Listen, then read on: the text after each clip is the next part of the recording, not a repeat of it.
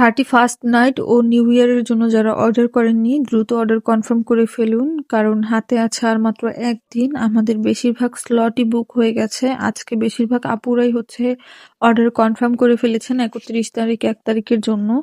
তো অনেকেই হচ্ছে করেন যে শেষ মুহূর্তে এসে 2-1 ঘন্টা হাতে রেখে তারপরে কেক চান। তো দেখা যায় যে আমরা হচ্ছে ইচ্ছে থাকতেও তখন কুলিয়ে উঠতে পারি না বা কেকটা দিতে পারি না। হাতে তখন অনেক বেশি প্রেশার থাকে। অনেক সময় ঠিকভাবে রিপ্লাইও করা যায় না। তো হাতে সময় থাকতে আপনারা দ্রুত নিউ ইয়ারের জন্য অর্ডার করে ফেলুন।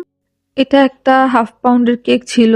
এটা একটা অন্য রকমের ডেকোরেশনের কেক ছিল, কিন্তু আপুর ইচ্ছা ছিল সানফ্লাওয়ারের মধ্যে নেয়ার। তো আমি চেষ্টা করেছি সেই আগের ডেকোরেশনটাকে রিক্রিয়েট করে ফন্ডেন্ট দিয়ে একটা সানফ্লাওয়ার থিমে করে নেওয়ার। যদিও এটার জন্য চার্জ অ্যাড হয়েছে।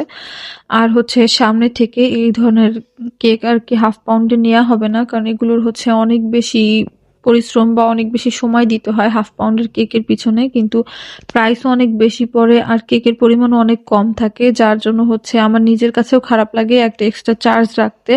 আর সময় তো অনেক বেশি যায়, কারণ 1 পাউন্ডের জন্য আমাদের যতটা পরিশ্রম করতে হয় হাফ পাউন্ডের কেকের ডেকোরেশনের জন্য ঠিক ততটাই পরিশ্রম করতে হয়। তো এই জন্য আর হচ্ছে সামনে থেকে হাফ পাউন্ডে সেরকম কাস্টমাইজেশন কোনো কিছু নিব না, নিলে 1 পাউন্ডের মধ্যে সুন্দর কাস্টমাইজ থিমগুলো নিব।